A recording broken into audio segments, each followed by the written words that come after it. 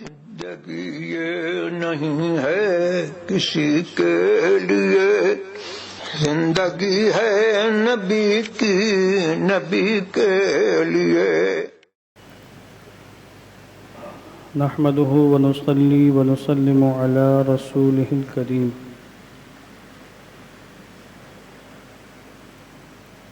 أما بعد، فقد قال الله تعالى في القرآن المجيد والفرقان الحميد: ولله على الناس حج البيت من استطاع إليه سبيلا ومن كفر فإن الله غني عن العالمين. وقال سيدنا رسول الله صلى الله تعالى عليه وسلم: من حج البيت فلم يرفث ولم يفسق رجع كما ولدته أمه، أو كما قال عليه الصلاة والسلام. صدق الله العظيم وصدق رسوله النبي الأمين الكريم، ونحن على ذلك لمن الشاهدين والشاكرين، والحمد لله رب العالمين.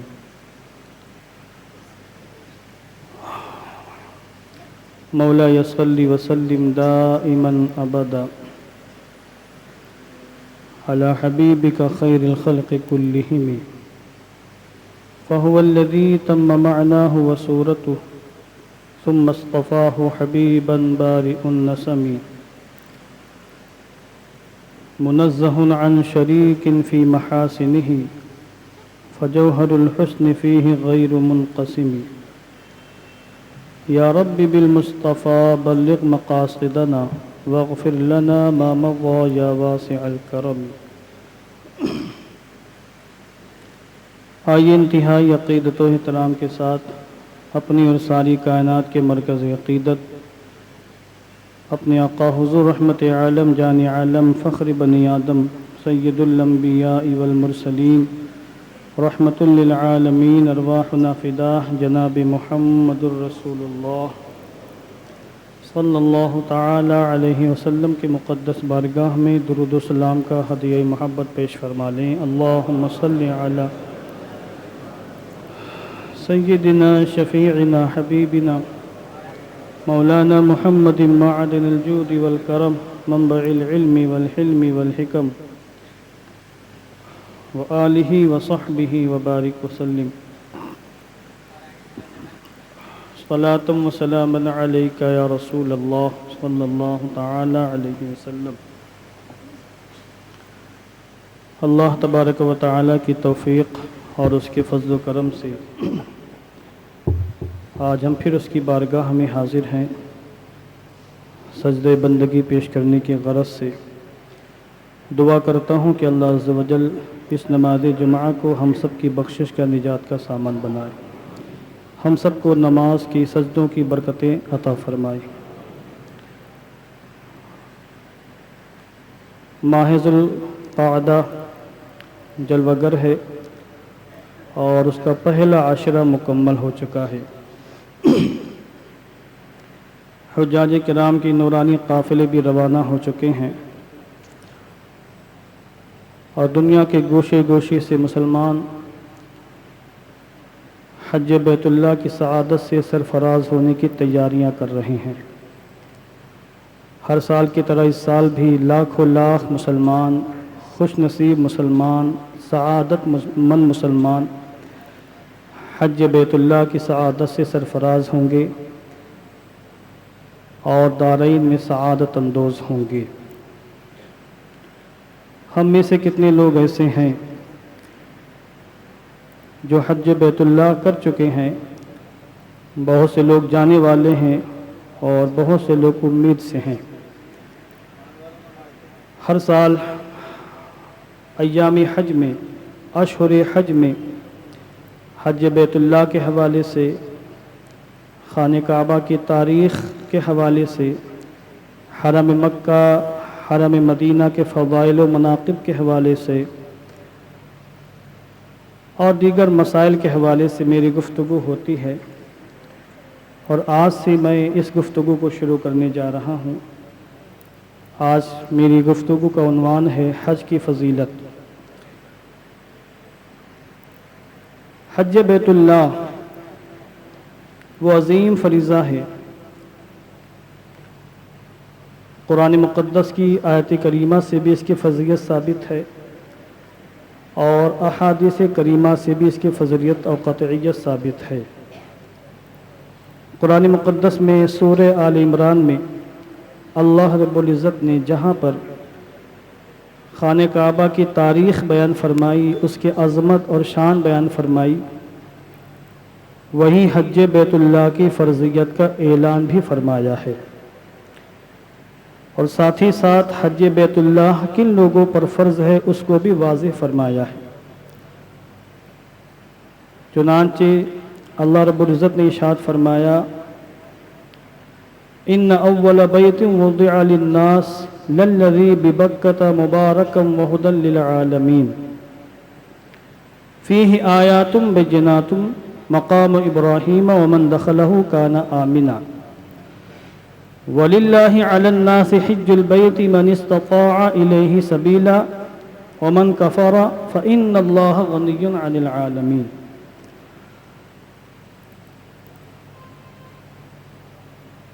بے شک پہلا گھر جسے لوگوں کے لیے بنایا گیا وہ گھر ہے جو مکۃ المکرمہ میں ہے، جو برکت والا ہے، جس میں عالمین کے لیے،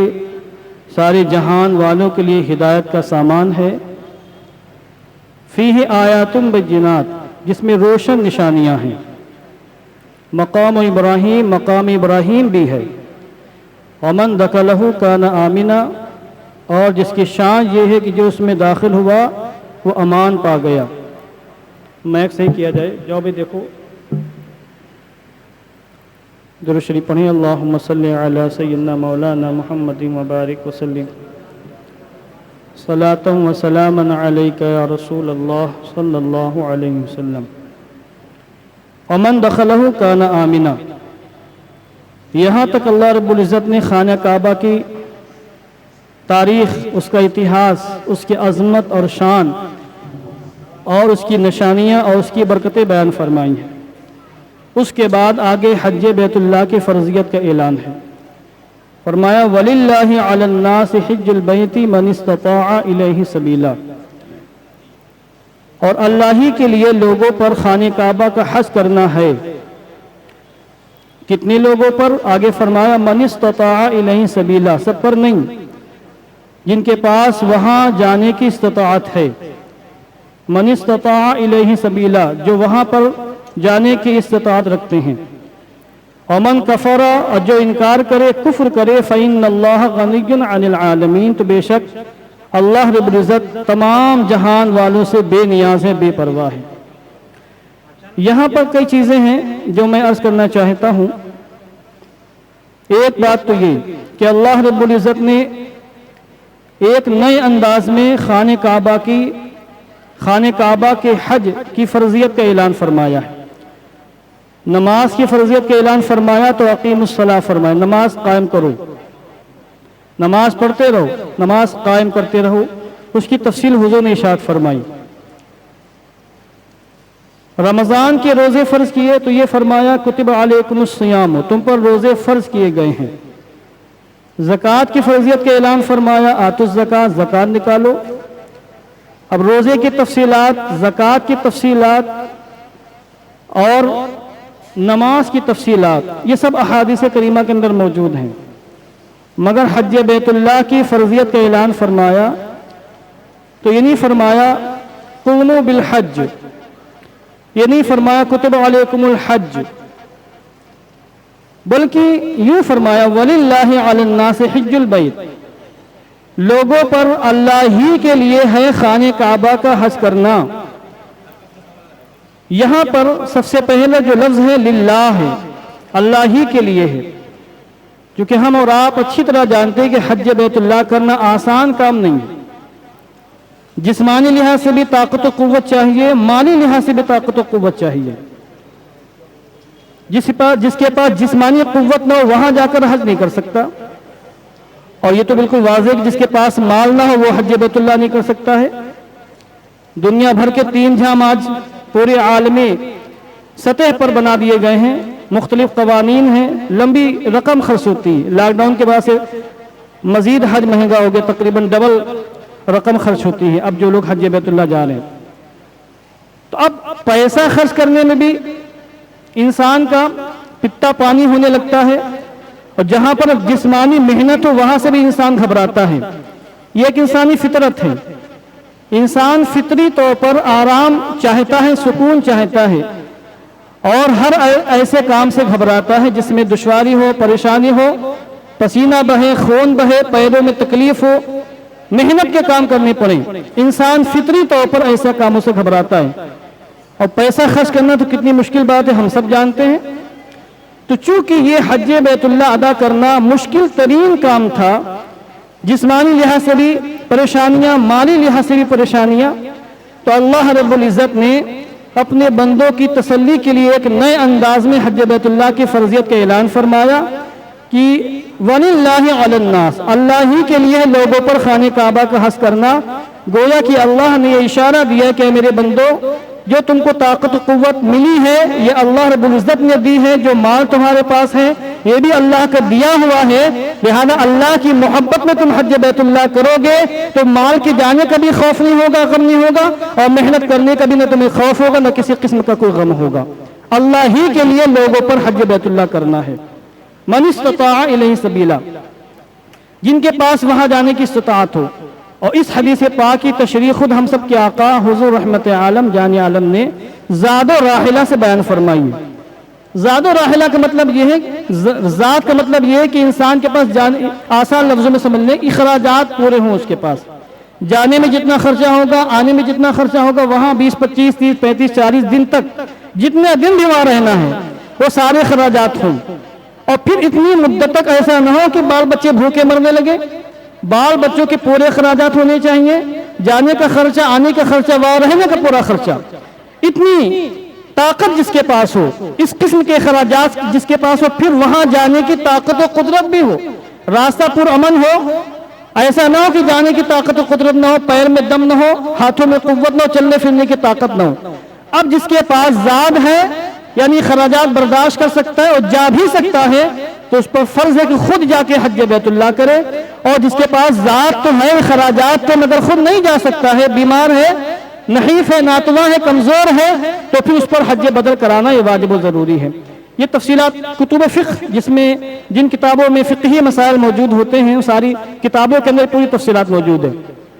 تو اللہ رب العزت نے یہاں پر حج کی فرضیت کا اعلان فرمایا، اور پھر آخر میں فرمایا ومن کفر، جو کفر کرے، یہاں سے اشارہ ملتا ہے جو شخص حج بیت اللہ کے فرض ہونے کا انکار کرے وہ کافر و مرتد ہے، وہ مسلمان نہیں۔ اسی لیے بخاری مسلم کے اندر روایتیں موجود ہیں، سیاہ ستہ کے اندر روایتیں موجود ہیں کہ حضور رحمت عالم جان عالم صلی اللہ علیہ وسلم نے حج بیت اللہ کو ان امور میں شمار فرمایا جن پر اسلام کی بنیاد قائم ہے۔ چنانچہ حضور نے فرمایا بنی الاسلام علی خمس، شہادت اللہ الہ الا اللہ وان محمد رسول اللہ واقام الصلاۃ وایتاء الزکاۃ وصوم رمضان والحج یا وحج البیت او کما قال علیہ الصلوۃ والسلام۔ اسلام کی بنیاد 5 چیزوں پر رکھی گئی ہے۔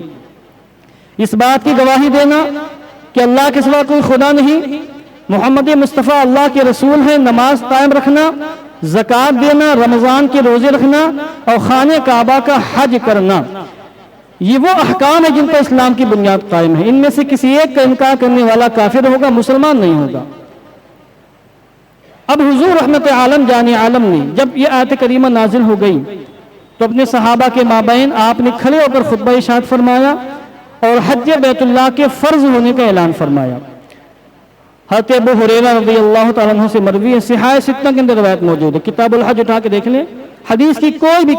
کتاب الحج اٹھا کے دیکھیں گے روایت ملے گی آپ کو، الفاظ قدرے مختلف ہیں۔ میں نسائی شریف کا حوالہ پیش کر رہا ہوں، نسائی شریف کے الفاظ پیش کر رہا ہوں کتاب المناسک کے۔ حضرت ابو ہریرہ سے مروی ہے کہ خطب رسول اللہ صلی اللہ علیہ وسلم، اللہ کے رسول صلی اللہ علیہ وسلم نے ارشاد فرمایا، خطبہ ارشاد فرمایا، فقال، تو خطبے میں یہ ارشاد فرمایا ان اللہ فرض علیکم الحج، اے لوگوں اللہ نے تم پر حج بیت اللہ فرض کیا ہے۔ اب یہ گفتگو ابھی شروع ہی ہوئی تھی کہ حضور نے صرف حج کی فرضیت کا اعلان فرمایا، ایک صحابی کھڑے ہو گئے، فقال رجل، ایک شخص نے کہا، بار روایتوں میں فقال اقرع بن حابس، ان کا نام بھی ہے کہ اقرع بن حابس صحابی رسول ہیں، انہوں نے سوال کیا یا رسول افی کل عام، حج بیت اللہ کیا ہر سال ہمیں کرنا ہے؟ یہ حج خانہ کعبہ کا اور حج کے جتنے مناسک ہیں یہ کیا ہر سال ہمیں ادا کرنے ہوں گے یا زندگی میں ایک بار حج کرنا ہے؟ حضور فسکت عنہ، حضور خاموش ہو کر جواب نہیں ارشاد فرمایا، حتی اعادہا ثلاثہ، یہاں تک کہ انہوں نے 3 مرتبہ یہی سوال عرض کیا کہ حضور ہمیں ہر سال حج بیت اللہ کرنا ہے یا زندگی میں ایک بار حج بیت اللہ کرنا کافی ہے؟ اس کے بعد جب 3 مرتبہ سوال ہوا تو حضور نے فرمایا لو قلت نعم لوجبت ولو وجبت ما قلتم بها، اگر میں تمہارے سوال پر تمہارے اصرار پر نعم کہہ دوں یعنی ہاں، تمہارا سوال یہ ہے کہ ہر سال کرنا ہے یا ایک سال کرنا ہے، اور ہر سال کرنے کے سوال کے حوالے سے اگر میں ہاں کہہ دوں لوجبت، تو ابھی اسی وقت حج تم پر ہر سال فرض ہو جائے گا، ولو وجبت ما قلتم بها، اور اگر جب تم پر حج ہر سال فرض ہوگا تو تم ہر سال حج بیت اللہ کرنے کی طاقت نہیں رکھو گے۔ اس کے بعد فرمایا ذرونی ما ترکتم، تو مجھے چھوڑ دو جب تک میں تمہیں چھوڑوں، جب تک میں خود سے کسی حکم شرعی کی وضاحت نہ کروں تب تک تم لوگ مجھے چھوڑو، مجھ سے سوالات مت کیا کرو، بلا وجہ بال کی کھال نکالا مت کرو، اور کوئی مسئلہ بیان کرنا ہوگا میں خود بیان کروں گا، میری ذمہ داری میرا منصب ہے۔ یہ حضور نے ارشاد فرمایا، اشارہ دیا ذرونی ما ترکتم، جب تک میں تم کو چھوڑوں میں بیان نہ کروں تو تم لوگ بھی مجھ سے سوالات کر کے کھریت کرنے کی کوشش مت کیا کرو۔ وَإِنَّمَا هَلَكَ مَنْ كَانَ قَبْلَكُمْ بِكَثْرَةِ سُؤَالِهِمْ وَاخْتِلَافِهِمْ عَلَى أَنْبِيَائِهِمْ، تم سے پہلے جو قوم ہلاک تباہ برباد ہوئی ہیں وہ اسی وجہ سے ہلاک ہوئی ہیں کہ انہوں نے اپنے نبیوں سے بہت زیادہ سوالات کیے، اور جب جوابات آئے تو انہوں نے نبیوں کی مخالفت کی، سوالات کرنے کی بنیاد پر پھر مخالفت کرنے کی بنیاد پر وہ ہلاک و برباد ہوئے۔ اس کے بعد حضور نے مزید گفتگو ارشاد فرمائی ہے، اور آپ نے فرمایا کہ جب میں تمہیں کسی کام کا حکم دوں تو اس پر عمل کرتے رہو جہاں تک ہو سکے، اور جب میں کسی کام سے منع کر دوں تو اس سے باز آ جاؤ۔ تو یہاں پر دیکھیں حضور کا منصب بھی اللہ نے بیان فرما دیا، چونکہ یہ وحی خفی ہے، یہ ساری گفتگو جو ہوئی اللہ کی مرضی کے مطابق ہوئی ہے، تو گویا کہ حج بیت اللہ تو اللہ نے فرض کیا تھا، مگر یہ حج ہر سال فرض ہوگا کہ زندگی میں ایک بار فرض ہوگا، یہ حضور کی مشیت پر رکھا تھا۔ تو حضور چاہتے تو ہر سال فرض فرما دیتے، اور چاہتے تو زندگی میں ایک بار، اور آپ نے اپنی مرضی کا اپنی اختیار کا باقاعدہ یہاں پر تصرف بھی فرمایا ہے، اور آپ نے کہا نہیں، نعم آپ نے نہیں کہا، اگر نعم فرما دیتے تو حج بیت اللہ ہر سال فرض ہو جاتا۔ گویا کہ حضور نے امت پر شفقت کرتے ہوئے، امت پر مہربانی کرتے ہوئے اور رحمت کا دریا بہاتے ہوئے حج بیت اللہ ہر سال فرض نہیں فرمایا، کیونکہ قرآن مقدس میں حضور کی شان کریمی اور شان رحمت کو اللہ نے یہ بیان فرمایا وما ارسلناک الا رحمۃ للعالمین، اے محبوب آپ کو ہم نے ساری کائنات کے لیے سراپا رحمت بنا کر بھیجا۔ تو اب یہ جو سفر حج ہوتا ہے یہ ایک عاشقانہ سفر ہوتا ہے، میں بالکل ڈاؤن ہو گیا، میری آواز بھی ڈاؤن ہو رہی ہے، یہ ایک عاشقانہ سفر ہوتا ہے، عابدانہ سفر تو ہے کہ ایک عبادت ہے اور انسان اللہ کی بندگی کرنے کی غرض سے وہاں جاتا ہے، مگر آپ اس میں اگر غور فرمائیں تو یہ ایک عاشقانہ سفر بھی ہے، انسان عشق و محبت سے سرشار ہو کر ان تمام مقامات پر جاتا ہے جن مقامات کو نبیوں کے ازواج سے نسبت حاصل ہے، اور بالخصوص ہم سب کے آقا حضور رحمت عالم جان عالم صلی اللہ علیہ وسلم سے نسبت حاصل ہے۔ تو انسان، اس لیے آپ نے دیکھا ہوگا کہ حجاج کرام جب جاتے ہیں تو ان کی آنکھوں سے آنسو جاری ہوتے ہیں، سب کی بات نہیں کر رہا، اکثر ایسا ہوتا ہے کہ جو عشق و محبت میں سرشار ہو کر وہاں جاتے ہیں، کسی قسم کی ریاکاری، کسی قسم کا دکھاوا مقصود نہیں ہوتا ہے، اور صرف حضور کی محبت میں، اللہ کی محبت میں، وہاں جانے کی چاہت میں ہر قسم کی قربانی پیش کرتے ہیں، ماں باپ سے، بیٹوں سے دور رہنے کی قربانی پیش کرتے ہیں، مال قربان کرتے ہیں، طاقت و توانائی صرف کرتے ہیں، کلفتیں برداشت کرتے ہیں، پھر بھی ان کی آنکھوں سے آنسو جاری ہوتے ہیں، خوشی کے آنسو ہوتے ہیں کہ اللہ نے وہاں جانے کی توفیق عطا فرمائی ہے۔ یہ جو جذبہ ہوتا ہے یہ اسی وقت حاصل ہوتا ہے جب ان مقامات مقدسہ کی حقیقت سے انسان آگاہ ہو۔ اس لیے میرا مشورہ یہ کہ آپ کے احباب میں، خاندان والوں میں یا عام میں جو بھی حج بیت اللہ کی سعادت سے سرفراز ہونے والا ہو، اس سال یا آئندہ اس کو حج بیت اللہ جانے کی نیت ہو تو اس کو چاہیے کہ ان مقامات مقدسہ کی تاریخ کو پڑھے پہلے۔ میں خود حج بیت اللہ میں گیا، میں نے خود ایسے کئی لوگوں کو دیکھا ہے کہ طواف کرنے میں غلطیاں، سعی کرنے میں غلطیاں، مینا میں رہتے ہوئے نہ جانے کتنی قسم کی خرافات، لڑائی جھگڑا، مار پیٹ، بے تحاشا گنڈا گردی، لوفڑی بازی، لوگوں نے ان مقامات کو بھی عام مقامات سمجھ لیا۔ بلکہ میں بتاؤں جب ہم لوگ جو 2018 میں ہم لوگ تو یوم عرفات کو جس دن عرفہ کے میدان میں جانا ہوتا ہے، ابھی سب تیاری خیموں میں ہو رہی مینا میں، اور زبردست طوفان آیا۔ جو لوگ 2018 میں حج بیت اللہ گئے ان کو پتا ہے کہ عرفہ کے دن طوفان آیا اور میدان عرفات کے سارے خیمے اڑ گئے، اور ہم لوگ الجمیل ٹور ہمارا تھا، ان لوگوں نے جہاں پہ انتظامات کیے تو وہاں سارے خیمے اڑ گئے تھے۔ تو پھر ان لوگوں نے کہا کہ بھائی جس کو جہاں جگہ ملے وہاں وہ رہ لے، خیمے ٹوٹ چکے ہیں، آندھی سخت آئی، بارش بھی ہوئی ہے تو پریشانی بہرحال ہوگی۔ بہرحال ہم لوگ پہنچے وہاں پہ میدان عرفات میں، اور پھر وہاں اسی ہمارے خیمے کے پاس اور خیمے لگے تھے جب اجڑے پڑے ہوئے تھے، ساری قالینیں، سارے صوفے تتر بتر پڑے ہوئے تھے، کون ہوتا جو صحیح کرتا، وقت میں گنجائش نہیں تھی۔ وہیں پر باقاعدہ جگہ کے لیے، صوفے کے لیے، قالین کے لیے ایسی لڑائیاں ہوئی ہیں کہ علمان والحفیظ، بنگلہ دیشی مسلمان اتنی اجڑ پن کا وہ مظاہرہ کر رہے تھے کہ 1 گھنٹے تک مسلسل ایک بندہ میک لے کر صرف اپنے خیمے کے حصول کے لیے لوگوں سے لڑتا رہا ہے میدان عرفات میں۔ تو یہ عاشقانہ سفر تو نہیں ہوا۔ پھر جب وہاں جانے کے بعد لوگ جہالت کریں، نادانی کریں، گناہوں سے نفرت نہ کریں، گناہوں سے بیزاری کا اظہار نہ کریں، صبر و تحمل کا دامن نہ تھامیں اور بے صبری کا مظاہرہ کریں، اور جیسے اپنے گھروں میں رہتے ہیں، محلے میں، معاشرے میں، اسی انداز سے وہاں بھی رہیں، تو پھر یہ عاشقانہ سفر نہیں ہوا۔ لوگوں کو میں نے وہاں پان کھاتے، گٹکا کھاتے، سگریٹ بیڑی پیتے ہوئے اور بدبو پھیلاتے ہوئے دیکھا ہے۔ جب آپ حرم شریف کو خوشبو سے معطر نہیں کر سکتے ہیں تو وہاں پہ گندگی پھیلانے کے بھی آپ کو کیا حق پہنچتا ہے؟ کہتے بھئی ہم ہوٹل میں، اور آپ کا ہوٹل تو حرم شریف کے اندر ہے، کہ حرم کا اتنا بھی پاس و لحاظ نہیں ہے آپ کو؟ حرم کا مقام نہیں پڑھا آپ نے، کیا مقام حرم کا ہے؟ تو میں عرض یہ کر رہا ہوں یہ ایک عاشقانہ سفر ہے، اور اگر کوئی شخص اس کو عاشقانہ سفر بنانا چاہتا ہے تو پھر وہ پڑھے کتابوں کے اندر خانہ کعبہ کی عظمت کیا ہے، طواف کا طریقہ کیا ہے، صفا مروہ کی اسلامی تاریخ کیا ہے، مینا کی ہسٹری کیا ہے، میدان عرفات کتنا عظیم میدان ہے، میدان مزدلفہ کتنا عظیم میدان ہے، کس انداز سے حضرت ابراہیم نے حج بیت اللہ کیا ہے، خانہ کعبہ کی تعمیر کن حالات میں کیسے ہوئی، اور کتنے نبیوں نے خانہ کعبہ کو اپنا قبلہ بنایا ہے، کس انداز سے حضور نے حج بیت اللہ فرمایا ہے، کس انداز سے حضور نے خانہ کعبہ کا طواف فرمایا ہے۔ یہ ساری باتیں جب انسان پڑھتا ہے اور پھر ان تمام چیزوں کو مد نظر رکھ کر اخلاق کے دائرے میں، ادب کے دائرے میں، شریعت کے دائرے میں رہ کر حج بیت اللہ کا سفر کرتا ہے تو اس کا یہ سفر پھر عام سفر نہیں ہوتا ہے، یہ سفر اس کا عاشقانہ سفر ہوتا ہے۔ ہر قدم پر اللہ رحمتوں کی برسات فرماتا ہے، اور ہر قدم پر حج کرنے والا رحمتوں اور برکتوں سے مالا مال ہوتا ہے۔ اس لیے جیسے اور دیگر کاموں کی تیاریاں ہوتی ہیں، اس کی بھی تیاری ہونی چاہیے۔ افسوس کا مقام ہے، گفتگو تو آئندہ ہوتی رہے گی انشاءاللہ، میں چند باتیں عرض کرتا ہوں۔ افسوس کا مقام، جو لوگ حج بیت اللہ کرنے جاتے ہیں دنیا بھر کی 3 لایانی کاموں میں وہ وقت ضائع کرتے ہیں، دعوتیں کریں گے، لوگوں کو بلائیں گے، ملاقاتیں کریں گے، سارے کاموں کے لیے فرصت ہے ان کے پاس، مگر کسی تربیتی کیمپ میں جا کر صحیح سے حج کرنا سیکھنے کی ان کے پاس فرصت نہیں ہے۔ آج تو انگلش میں، اردو میں، رومن انگلش میں، ہندی میں ساری کتابیں دستیاب ہیں۔ یہ باقاعدہ پورا کورس آسان نہیں حج کرنا، مشکل ترین کام ہے، چونکہ میں خود کر کے آیا ہوں،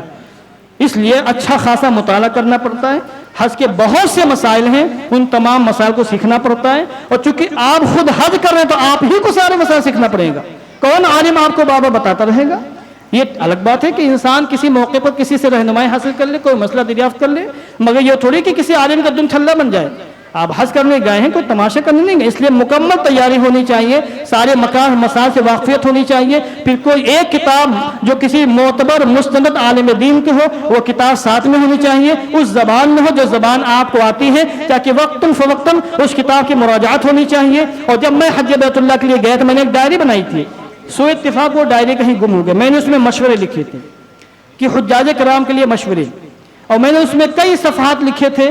کہ حجاج کرام کو کیا کرنا چاہیے، کیا نہیں کرنا چاہیے، کس انداز کی تیاری کرنی چاہیے، اور نیت یہ تھی کہ یہ میں رکھوں گا، اور کبھی کوئی احباب میں سے حج کرنے آ گئے تو اس کو بتاؤں گا یہ مشورے، کیونکہ میرا خود اپنا ذاتی تجربہ۔ اس میں نے یہ بھی لکھا کہ حاجیوں کو چاہیے کہ چلنے کی خود پریکٹس کر لیں، کم سے کم 5-6 کلومیٹر تک چلنے کی پریکٹس ہونی چاہیے، کیونکہ جو 5 ایام حج کے ہوتے ہیں وہاں بہت زبردست محنت کرنی پڑتی ہے۔ اس لیے حدیث پاک میں حضور نے ارشاد فرمایا ہے، جہاد الکبیر والصغیر والضعیف والمرأة الحج والعمرہ، حج اور عمرہ یہ بڑوں کا جہاد تو ہے ہی ہے، چھوٹوں کا اور کمزوروں کا اور عورتوں کا جہاد بھی ہے۔ جہاد کئی لحاظ سے آپ نے ارشاد فرمایا ہے، اس لحاظ سے بھی آپ نے جہاد فرمایا کہ حج بیت اللہ میں وہ ثواب ملتا ہے جو جہاد میں ثواب ملتا ہے، اور اس لحاظ سے بھی آپ نے جہاد سے اس کو تشبیہ دی ہے کہ جہاد میں جو مشقتیں ہوتی ہیں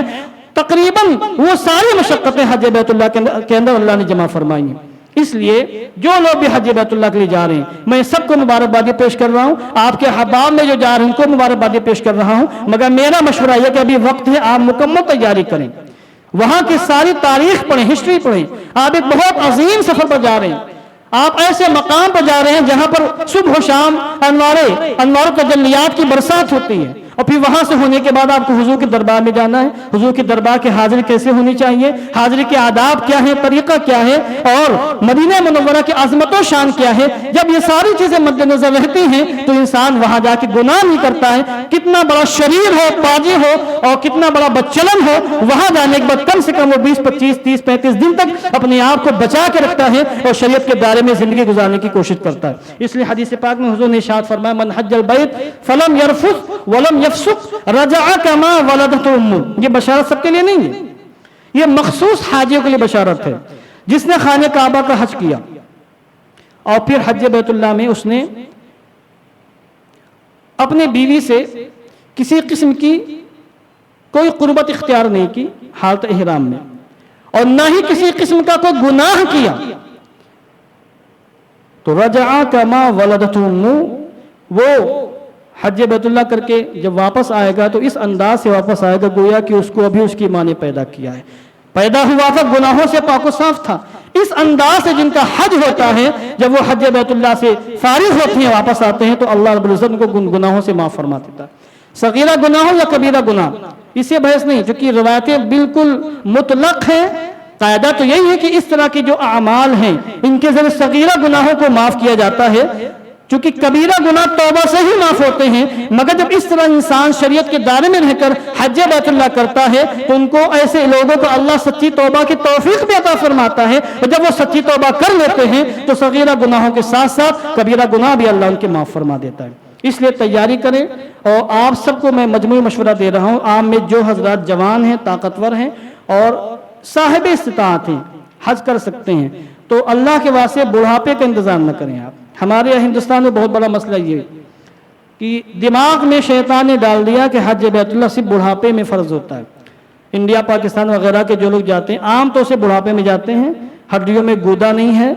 ہاتھوں میں دمخم نہیں، دماغ بھی صحیح سے کام نہیں کرتا، تب وہ جاتے ہیں حج بیت اللہ کرنے کے لیے۔ جب تک طاقت ہے، قوت ہے، تب آپ حج کریں اگر اللہ نے استطاعت دی ہے، استطاعت نہیں تو کوئی بات ہی نہیں۔ کر جوانی میں عبادت کاہلی اچھی نہیں، جب بڑھاپا آ گیا تو بات کچھ بنتی نہیں۔ وما علینا الا البلاغ۔ السلام علیکم ورحمۃ اللہ وبرکاتہ۔